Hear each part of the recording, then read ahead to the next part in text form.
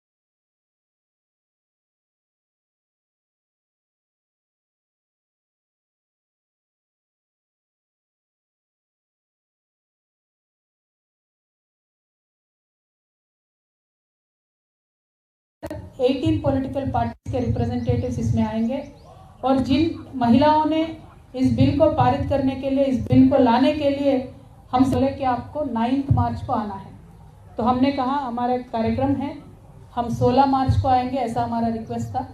लेकिन पता नहीं उनको क्या जल्दबाजी है, पता नहीं ये जो इन्वेस्टिगेशन दिल्ली एक्साइज पॉलिसी को लेके चल रही है, इसमें कौन सी आफत आने वाली है अगर हमें 2 दिन का और समय दे देंगे। उन्होंने कहा नहीं आपको आना ही है। हमने कहा 10 मार्च को हमारा धरना है भाई, तो 11 को आ जाएंगे, तो 11 को बोले।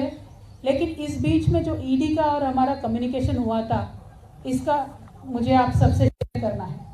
देखिए, जब भी एनफोर्समेंट डायरेक्टरेट और या किसी भी इन्वेस्टिगेटिव एजेंसी एक वुमेन सिटीजन को इंट्रोगेट करना चाहती है, तो एक फंडामेंटल राइट वुमेन का होता है कि वुमेन के घर पे आके इन्वेस्टिगेट करें, और पूरा इसका लॉ में हमें सपोर्ट है वुमेन के लिए।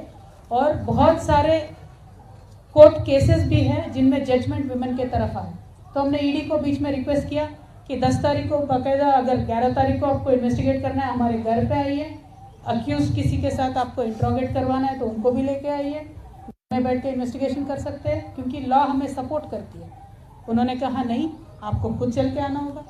देखिए, मैं तो पॉलिटिकल लीडर हूँ, लकीली बाय गॉड्स ब्लेसिंग पूरा पार्टी हमारे साथ है, हमारे पास साधन है तो हम पहुंच सकते हैं। लेकिन मैं मीडिया मित्रों से ये पूछना चाहती हूँ, कई आम महिला किसी गांव में है, कुछ इन्वेस्टिगेशन चल रहा है, तो इतना हमने कोविड के दौर में देखा है कि वीडियो कॉन्फ्रेंस से मेडिसिन भी पहुंच सकता है, डायग्नोसिस भी हो सकता है। तो इंटरोगेशन क्यों नहीं हो सकता है वीडियो कॉन्फ्रेंस से? हम ज़रूर इस मुद्दे को टेकअप करेंगे। हिंदुस्तान में एक रेवोल्यूशनरी स्कीम आना चाहिए। व्हेन पुलिस और एनी डायरेक्टरेट और any agency wants to interrogate women, there should be a facility to be done by a video conference. इसके लिए हम आगे भी जाएंगे, सुप्रीम कोर्ट में हर जगह भी जाएंगे। It is not about me, it is for every common woman in this country. I want to take up this issue and we will further take up the issue.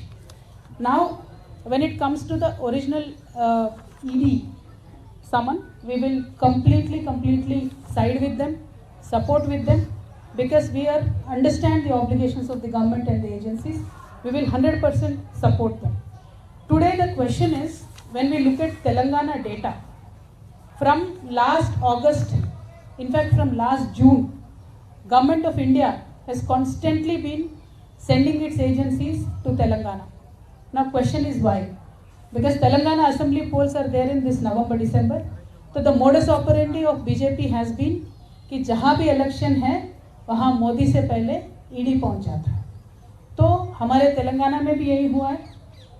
तकरीबन सारे business houses पे, एक 500 plus business houses पे IT raid होता है। CBI के red एक 100 होते हैं तेलंगाना के राज्य में। ईडी तो कम से कम 200 जगहों पे उन्होंने छापा मारा है। और एनआईए एजेंसी ने 500 to 600 मिनिमम लोगों को बुला के, उनको डरा के, धमका के अलग अलग तरीके का काम वहाँ पे चल रहा है।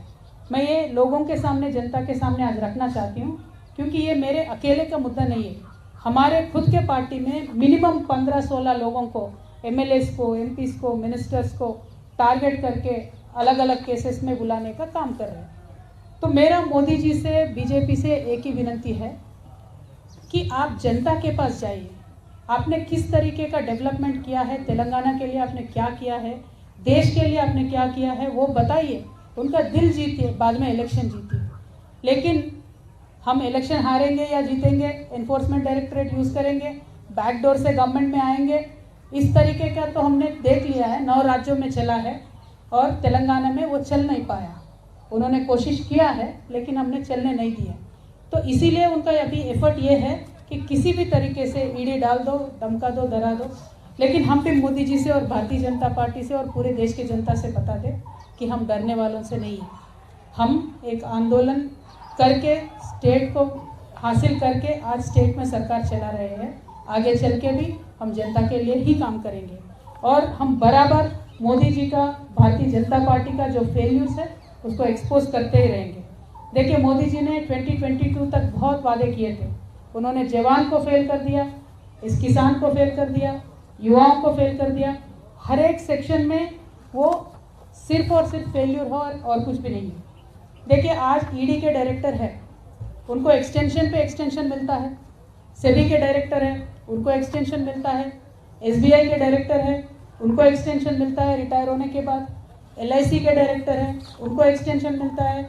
क्यों मिल रहा है इनको? क्योंकि जहां ये बोलेंगे वहां वो जनता की पैसा निवेश करेंगे और बाकी ये जो एजेंसीज है वो जहां बोलेंगे वहां जाके काम करेंगे। तो मैं सिंपल सवाल भारतीय जनता पार्टी से पूछती हूँ, अग्निवीर में आप जो लोगों को, युवाओं को ले रहे हैं, उनको एक्सटेंशन दीजिए पहले। क्यों नहीं मिलेगा उनको एक्सटेंशन? क्यों ले रहे हो आप उनको 4 साल को? 4 साल के लिए उनको क्यों ले रहे हो? 4 साल के लिए आप उनको लोगे, ट्रेनिंग दोगे, बाद में रास्ते पे छोड़ दोगे क्या? या जैसे आपके भारतीय जनता पार्टी के नेता बोलते हैं, आपके ऑफिस में चौकीदार की नौकरी पे रखोगे? आर्मी कितना सेंटिमेंटली जुड़ता है देश के साथ, जनता के साथ। पूरा परिवार छोड़ के, जान पे खेल के आर्मी में रिक्रूटमेंट के लिए बच्चे आते हैं। तो मैं आज यहाँ से डिमांड करती हूँ मोदी जी से, आप 4 साल के लिए अग्निवीरों को ले रहे हो, उनका एक्सटेंशन दीजिए, परमानेंट कीजिए। क्योंकि आज भी आर्मी में 3.5 लाख वैकेंसीज है। तो मैं इतना ही पूछना चाहती हूँ मोदी जी से, आपके फेल्यूर्स को छुपाने के लिए आप जिन जिन राज्यों में इलेक्शन चल रहा है उन राज्यों में आप जाके सारे केसेस डाल रहे हो और हम ज़रूर इनको फेस करेंगे। देखिए, फ्रेंडली उनके जितने भी पॉलिटिकल पार्टीज होते हैं उन पे कोई रेड नहीं होता है। फ्रेंडली उनके जितने भी बिजनेस हाउसेस है उन पे कोई रेड नहीं होता है। उन सब के लिए तो 7 खून माफ़ हो जाते हैं। अब अदानी जी ले लीजिए, बाकी बहुत लोग हैं, उन पे तो कुछ नहीं होता है। और आज तो इतना चर्चा है पूरे देश भर में कि देश में डबल इंजन सरकार चल रहा है। और ये 2 इंजन कौन है देश में? एक इंजन प्रधानी है, दूसरा इंजन अदानी है। तो ये हालत आज देश में है। तो ये बच्चा बच्चा जान चुका है, जिस तरीके से मोदी जी अपने आप को क्लीन बताते थे, साफ बताते थे, वो है नहीं। और श्रीलंकन गवर्नमेंट भी यहाँ आके बोल के गया है कि अदानी जी के लिए आप मोदी जी खुद जाके बोले हैं कि इनको प्रोजेक्ट देना है। तो इस तरीके के सब बात सामने आ रहे हैं। तो ये छुपाने के लिए आप विपक्षों पे ईडी का वार कर रहे हो, वो ठीक है, हम विपक्ष है, झेल लेंगे, हम पॉलिटिशियन हैं, लेकिन जनता पे जो महंगाई का आप वार कर रहे हो ना, वो ज़रूर आपको आगे इलेक्शन में रिजल्ट दिखाएगा। मोदी जी आप काम उस पर करिए। मेरा विनंती ये है भारतीय जनता पार्टी से, please work on reducing the prices, please work on giving more subsidies, please work on giving more jobs. What will you get out of torturing people like us? आप करिए, हम बात करेंगे, हम ज़रूर फेस करेंगे ईडी को। लेकिन आपके BL संतोष जी से भी बोलिए ज़रा हमारे तेलंगाना में आके सीट के सामने पेश हो जाए, आंसर करें, क्वेश्चन आंसर करें। किस बात की डर है आप? हमने गलती नहीं किया, हम तो आ रहे हैं ईडी में, हम कल भी जाएंगे, आपको जो करना है करिए, जो लीगल कोर्स है, लीगल एक्शन है, हम पूरा आपसे कोऑपरेट करेंगे। लेकिन BL संतोष जी क्यों केस पे केस करके, दावे पे दावे करके, स्टे के ऊपर स्टे क्यों लेके आ रहे हैं? इस बात को ज़रा जनता गौर करके सोचे। मेरी जनता से एक ही रिक्वेस्ट है, जिस देश में गांधी जी पैदा हुए हैं उस देश में आज झूठ का राज चल रहा है। झूठ पे झूठ, झूठ पे झूठ, झूठ पे झूठ हमें बोला जा रहा है। GDP के बारे में झूठ बोलते हैं, डेवलपमेंट के बारे में झूठ बोलते हैं, पार्लियामेंट के हाउस में खड़ा होकर प्रधानमंत्री झूठ बोलते हैं। क्या ये पॉलिटिक्स है? ऐसा पॉलिटिक्स चाहिए? पावर चाहिए तो जनता के पास जाओ भाई, जीतो उनका दिल। ये किस तरीके का पॉलिटिक्स है? हमें सहनशीलता का भी हद होती है। मैं भारत की जनता से इतना ही बोलना चाहती हूँ कि वन नेशन वन फ्रेंड का सरकार को आप मौका मत दीजिए। जो विपक्ष है उनके बात रखना चाहते हैं, ज़रा उनको मौका दीजिए। मुझे एक बहुत इंटरेस्टिंग किस्सा याद आ रहा है। महाभारत का युद्ध चल रहा होता है, दुर्योधन जा रहे होते हैं युद्ध में, तो अपने माता जी गांधारी के पास आते हैं और पूछते हैं, माता जी मैं तो संग्राम में जा रहा हूँ, मुझे आशीर्वाद दे दो। तो माता जी गांधारी बहुत एक अच्छी लेडी है, स्ट्रॉन्ग कैरेक्टर वाली लेडी है।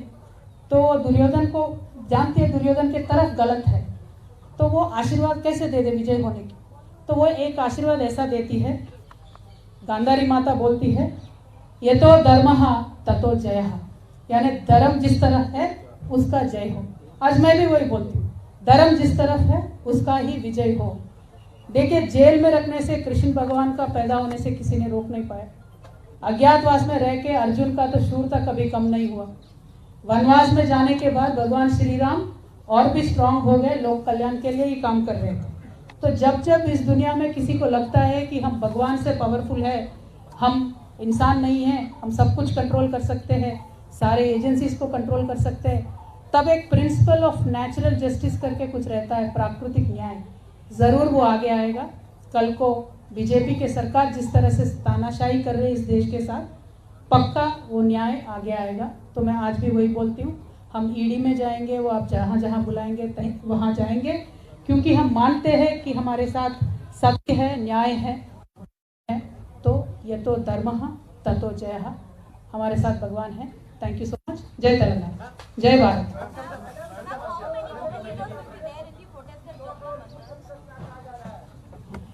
देखिए, पूरे देश से 29 स्टेट्स में जितने भी ऑर्गेनाइजेशंस हैं, हमने उन सबको वुमेन रिजर्वेशन पे भी फाइट किए, उन सबको बुलाया है। लकीली उन सब ने एक्सेप्ट भी किया है। तो at least 500 to 600 people will sit on the hunger strike, but the attendance will be much more. More than 6,000 people have confirmed that they will join us. More than 18 parties have confirmed that they will join in the protest.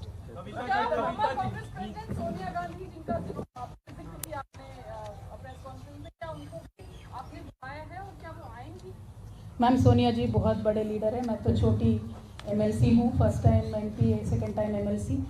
Bharat Jagruthi जो हमारा NGO है, उसके तरफ से जो हम agitation ये कर रहे हैं महिला आरक्षण के लिए, हमने सारे पार्टी से रिक्वेस्ट किया है कि आप अपने रिप्रेजेंटेटिव भेज दीजिए। हमने मल्लिकार्जुन खड़गे सर से, KC वेणुगोपाल सर से हमने रिक्वेस्ट किया है। तो कांग्रेस से वो अपने जो भी रिप्रेजेंटेटिव भेजेंगे वो आएंगे, मुझे नहीं पता कौन आएंगे। क्या आप अभिषेक और अरुण पिल्लई को जानती हैं? क्योंकि ईडी शायद इन्हीं को लेकर के आपसे सवाल करने वाली है, उनसे आमना सामना होगा। आपको ईडी का बहुत जानकारी है भाई, अंदर से कोई इन्फॉर्मेशन आ रहा है क्या? ईडी जो भी पूछेंगे हम उनका जवाब दे देंगे, आप टेंशन मत लीजिए। कविता जी, आप महिला आरक्षण के बहाने तमाम पार्टियों को जुटा रही हैं। कांग्रेस कहती है कि बीआरएस की टीम है, बीजेपी आपको टीम कहती है आपकी पार्टी को, और आप बीजेपी पर हमला करते हैं। थोड़ा सा क्लियर कर दीजिए, क्या है सच्चाई? देखिए, एक तो बात यह है कि जब भी कोई आवाज़ उठाता है किसी सत्ता पक्ष के खिलाफ, तो पहले बाकी पक्ष लोगों को लगता है कि आवाज़ उठाने का हक सिर्फ हमें है, बाकियों को करना चाहिए। तो कांग्रेस पार्टी का ये आदत है, कोई भी आवाज़ उठाता है बीजेपी के खिलाफ तो मीडिया भी बोलते हैं ये बी टीम है, सी टीम है। लेकिन आज कांग्रेस की हालत अगर आप देखेंगे तो पूरे देश में सिर्फ और सिर्फ